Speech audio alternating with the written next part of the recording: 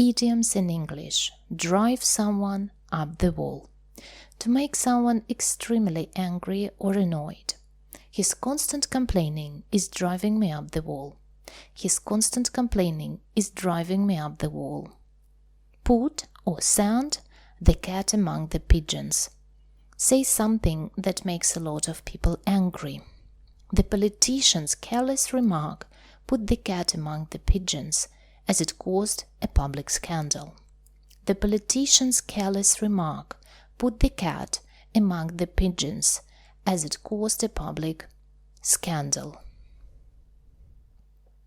Give someone an earful, a critical piece of information or feedback. When I got home late, I got an earful from my parents about responsibility. When I got home late, I got an earful from my parents about responsibility.